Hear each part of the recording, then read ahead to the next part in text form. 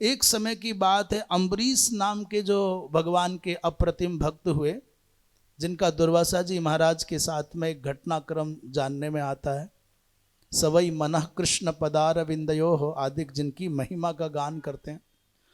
उन्होंने इंद्र से पूछा, भगवान मैं बड़ा तपस्वी, भगवान का भक्त, बड़ा यशस्वी, बड़ा वर्चस्वी हूं, पर मेरी अपेक्षा मेरे सेनापति की कीर्ति बहुत है। परलोक में भी मेरे सेनापति सुदेव का बहुत सम्मान है, कारण क्या है? देवराज इंद्र ने कहा, राजन जब आप अश्वमेध यज्ञ करते थे उस समय शतश्रृंग नामक दैत्य के 3 पुत्र थे, जिनका नाम है संयम, वियम और सुयम। उन्होंने तुम्हारे राज्य पर आक्रमण कर दिया, आप यज्ञ कर रहे थे। आपका जो सेनापति था सुदेव, वो बड़ा धर्मशील, बड़ा राज्य भक्त, राष्ट्र भक्त, परंतु और मंत्री उसकी राष्ट्र भक्ति, राज्य भक्ति और आपके प्रति जो उसका दुरंत भाव था उससे चिढ़ते थे।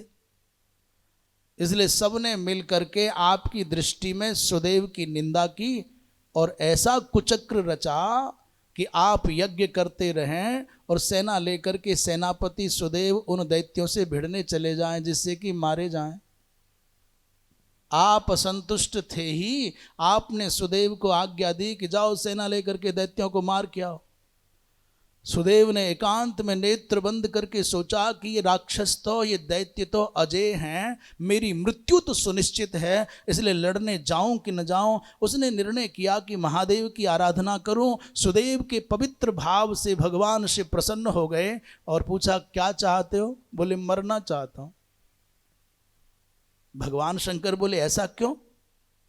बोले, भगवान इन दैत्यों के सामने में सामान्य मनुष्य क्या लड़ूंगा, तो मरना ही है।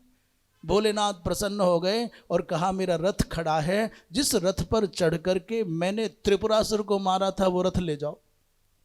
सारथी, रथ, सैनिक, शस्त्र सब दे दिए।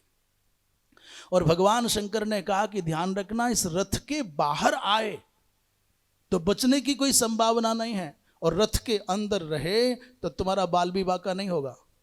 सुदेव गए और सुदेव के उस शौर्य के बल पर अम्बरीश जी महाराज की सेना जीत गई, दैत्यों की सेना पराजित हो गई।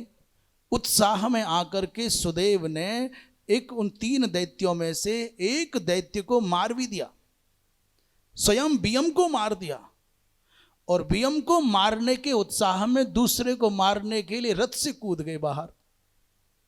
और जैसे ये रथ से कूदे तो राक्षसों के द्वारा मारे गए। युद्ध में मरे तो वीर गति को प्राप्त हुए, दिव्य लोक में बहुत दिव्य स्थान हुआ। इंद्र कहते हैं कि मात्र वीर गति को प्राप्त होने के कारण, अपनी राष्ट्रभक्ति के कारण और निष्कपट निश्चल होने के कारण आपकी अपेक्षा देवलोक में आपके सेनापति का सम्मान अधिक है।